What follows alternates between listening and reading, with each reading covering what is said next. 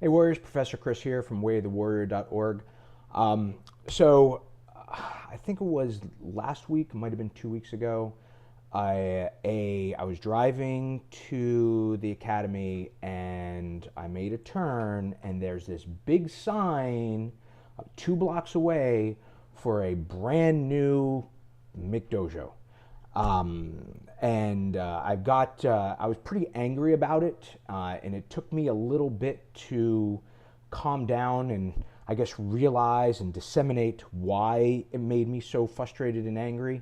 And I just wanted to share that with you today. So, first of all, I've gotten lots of questions.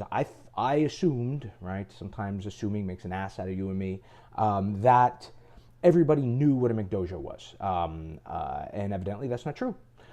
So real quickly, I guess defined, it's not like there's a textbook definition, but McDojo comes from McDonald's, right? McDonald's took something awesome, which was a, good, solid, nutritional hamburger, right? And now we're talking, 1950s and whatnot, right? And systemized it. And that was fine until, I guess 30 years ago, when they also systemized it to such an extent that they stripped all the nutritional value out of that hamburger. And so basically you are getting something that looks like a hamburger, tastes like a hamburger, but then when it goes into your body, there is no inherent nutritional value. The sustenance, if you ever watch Super Size Me, literally it kills you from the inside out. It's just disgusting. You should not eat that. And a McDojo is the equivalent of doing that to martial arts, right? It is taking something so powerful, so life transforming, and it doesn't matter what martial arts it is. Every single martial arts from, karate and taekwondo, which are typically what people think are McDojos, but listen, there's plenty of jujitsu and judo McDojos as well, right?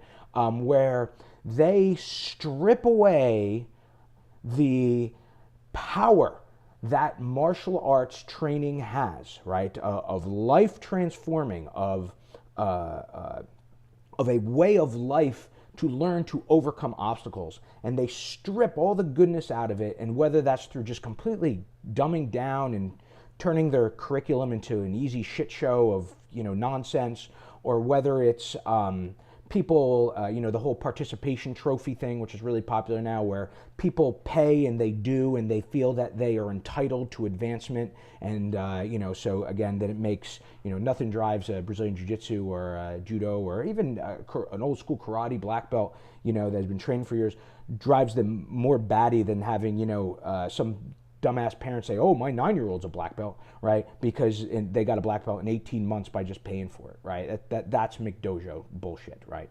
So anyway, driving down Newport Boulevard, there's this brand new McDojo. I'm not going to name names or whatever else, and it just pissed me off. And I went in that night and just ranted and raved to everybody, and everybody was laughing because they like when I get on that soapbox and whatever else, because everybody wants to justify that they're doing the real thing and whatever else, and that's cool and whatever. But then I realized, after a couple days of calming down, of why it made me so angry. Is that, listen, there's us. Then 2 blocks up, there's like, another jiu-jitsu school. I talk about this all the time. It's Southern California. You can't throw a rock into another martial arts school. There's a traditional kung fu guy a block over this way. There's another jiu-jitsu there. There's even UFC gym, which is like, again, McDojo for, MMA, which pisses me off. That's a topic for another time. But then this, family karate, which there's nothing wrong with family karate, right? There really isn't, as long as you do not do the McDojo thing, which they are doing, which is attracting everybody, lowering the absolute value, right? And I gotta be honest, and if you don't know how to wear this, here's a pretty big lesson. The general public has no fucking idea the difference between what you do and between what some bullshit McDojo does.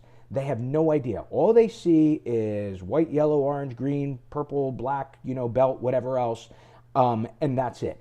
They have no idea whether it's, and I'm not even talking about whether this stuff works in a real fight, because that's actually irrelevant.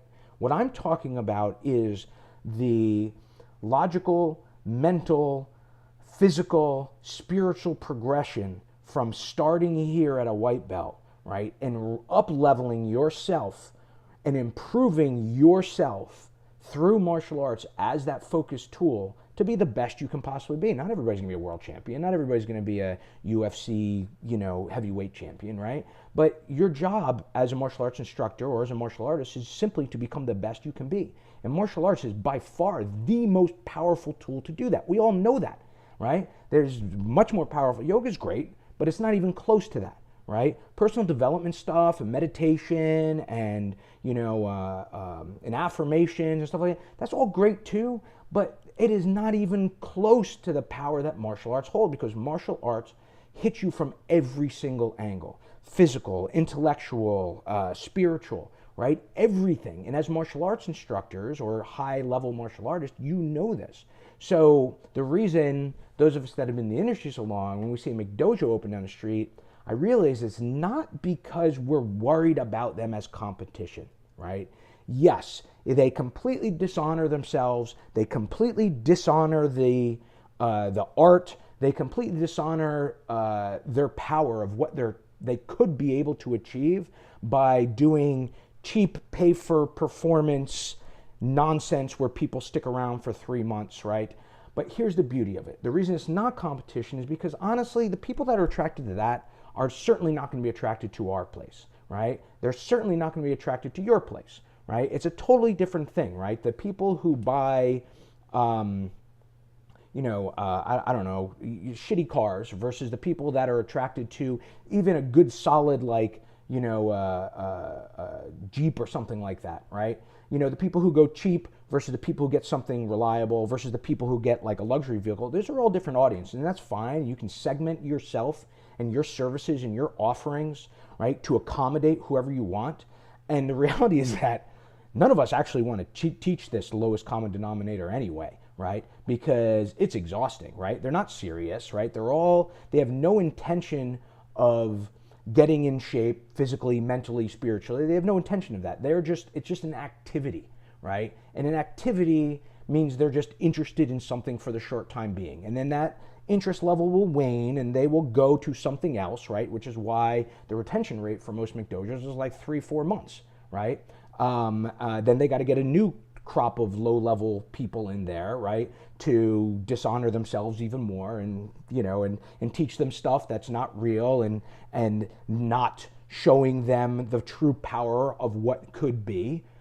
But, that's their business. And eventually those guys go out of business. That's why, and those of you guys with multiple locations that are not running McDojos are smiling laughing with a knowing, yeah, you're so right. Because all of us that have attempted to do multiple schools, even if you have the best instructor possible running a different location, it's different if you have your own kind of apprentices and instructors and colleagues in your own location because you're still there. But once you separate yourself, right, the magic leaves, because the magic is actually you, right? It's you. It's you, right? And so when you dumb down the curriculum, when you spread it around, when you have multiple locations, the true power of what makes you excellent as a martial artist, the lessons you have learned that you're able to pass on to something else, it completely dissipates. And obviously the more it goes, right, the more widespread your empire is, right, the less effective it becomes. It's just the way it is, right? You cannot do it. You're only one person, right? And so the trick to this, right, as I don't even know how I got on that tangent, but again, you don't have to run that. You don't have to run that McDojo. There are plenty of school owners that are moderately successful, that stick to their guns, stick to their ethics, stick to their honor, right? The problem, though, is that they feel they have to compete with these guys down there. So they do stupid things when these guys move into town, right? They lower their prices, right? They put cardio kickboxing in their program. They put family even though, they're like a fighter gym or a highly spiritual Aikido school or something like that, right? They make these lateral moves that just hurt, I hate to use the word brand, but hurt their brand and hurt their honor by doing stupid shit to compete with these guys down here. Coca-Cola right, ignores, right, Coca-Cola's obviously up here, and I've talked about this before, so you guys know what I'm talking about. Coca-Cola completely ignores Pepsi and like Shasta. Like, it doesn't even acknowledge that they exist. So if you are here, or if you're up here, right, meaning you're teaching high-end private lessons, you know, and you have translated that into a powerful school or whatever your vision is, right? Or even if you have a moderately successful school and you're living, you know, kind of the life and whatever else, and things are hard and you're still struggling, but, you know, do not dumb yourself down to here, because you know, apples to apples comparison, they don't know, the people who go up here or go to these schools, they don't know what they're looking for, and they will leave, right? They're not going to stay. You guys that are here, right? Never mind you guys that are here, but you guys that are here, you do have people that have stayed for years and years and years and years and years. These guys don't have that, right? The only ones that they do is that self-perpetuating bullshit belt mill, right? Okay, well, this guy got, you know, this teenager got his belt in 2 years, his black belt in 2 years. Now let's make him an instructor to give other teenagers, right? And let's just turn this shitbird model into, you know, this complete nonsense and just devalue the entire rest of the industry.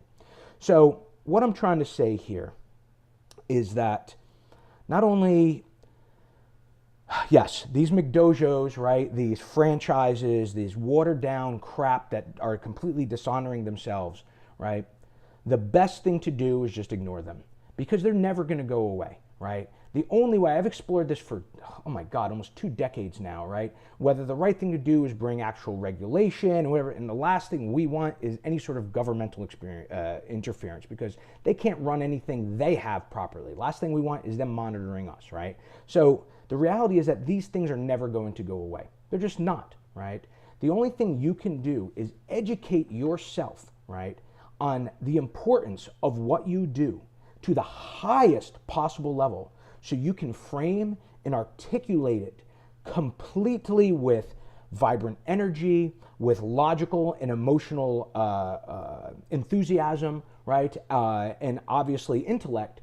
So the people that don't know what they're looking for, if they do compare the apples to the golden orange, which is you, right, is that this ceases to exist. Like, this is like, oh, now I understand what that is. Not because you're telling them that this is so bad, but because you are properly communicating of why you are so good and how you will help them transform their life, and how learning what you have done was so important to the obstacles, to overcome the obstacles and challenges in your own life. When you can frame and articulate that, you will just enroll every single person that walks through your door, right? Now, if you want to take that to the highest possible valuation level, right, then you need to give us a call, because teaching high-end private lessons, right? And again, I've also gotten questions about the money thing. Well, you know, I don't live in a town that has a lot of money, or I don't want to just teach rich people. Honestly, guys, the money has nothing to do with it. Number one, there's a wealthy area within an hour's drive of every single place in the United States right now. There really is. We've served everybody in every area. And, you know, the guys that live, you know, an hour away from civilization in the mountains or the woods or the swamp or whatever else, right? The question for them, I said, is, well, listen, right, there is this area, right, an hour away. Are you willing to drive there for $300 to $500 an hour? And the answer is always yes, because it's not just the money. It's the commitment level of those people. And that's what those McDojos are missing, right? Commitment level. And you guys that have schools or academies or students or clients in these upper echelons, you know exactly what I'm talking about. Just between interested and committed, right? But again, if you want to take it to the highest level, then both financially, impact-wise, your own skills, your own freedom, right, to have the time to explore different ways to expand.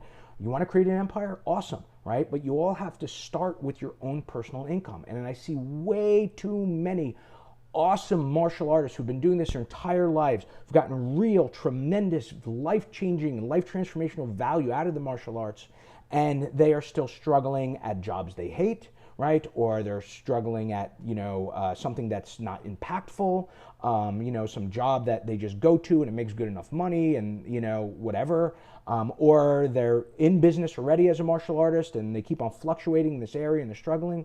It doesn't have to be that way. If you are able to develop a specific pipeline of people who know and value what you have to show them, and they are committed to getting that outcome, right? Then your personal baseline needs, financial needs are taken care of. Then that equals freedom, right? And that's exactly what we do. And we're happy to help you plan this out, but you have to make the first step, because listen, we have a specific way for experienced martial artists to make 6 figures a year teaching private lessons, right, to the affluent, or to be honest, to anybody. Once you get that skill and build that muscle of that, you can teach it to anybody. It doesn't really matter who, right? It's just that the affluent are the easiest because they are usually the most committed, right? Because they have taken certain steps in other areas. They have hired consultants before. They have hired private physicians before. They have hired attorneys and CPAs before. So when they understand that you can help them get something that they don't have yet, then they will hire you as well at a very high rate, right? And that's exactly what we help you do. Everything from planning out that curriculum, to the proper enrollment process, to building the pipeline, so you have 30 to 50 of those guys coming in every month. That's what we do, right? But I can't want you to move from here, or down here, right, to here. I can't want that more than you do. So you have to come to us, and we are here as martial artists, as individuals, as a company to help you, right? That's what we do. So go to WayOfTheWarrior.org if you haven't already. Watch the masterclass. It's free. Just log in and watch it, and it will give you that whole perspective of how to make $10,000 a month teaching private lessons to the affluent. And if you want our help to plan that out specifically, then give us a call. There's a link on the end of that masterclass, or you can just, heck, if you're really interested in right now, just go to WayOfTheWarrior.org/talk, find a time on the calendar, and we're happy to talk to you. All right, but you do not have to live down here. You do not have to McDojo it. You do not have to struggle. You do not have to, be frustrated, banging your head against a wall anymore. We have the answer, but you have to want it. You have to be willing to put in the elbow grease, because there's no such thing as magic, right? And honestly, you have to have some specific skills, some specific qualities that we need. But either way, you get on the phone with us, you're either going to have them or you don't. And if you don't, we'll tell you what to do to go get them, right? And if you're still not interested, that's cool. We're still going to point you in a different direction. It'll serve you better. So it's a win-win-win either way, all right? So WayOfTheWarrior.org or WayOfTheWarrior.org/talk, and we're happy to plan it all out for you. And I'll talk to you soon, guys. Bye.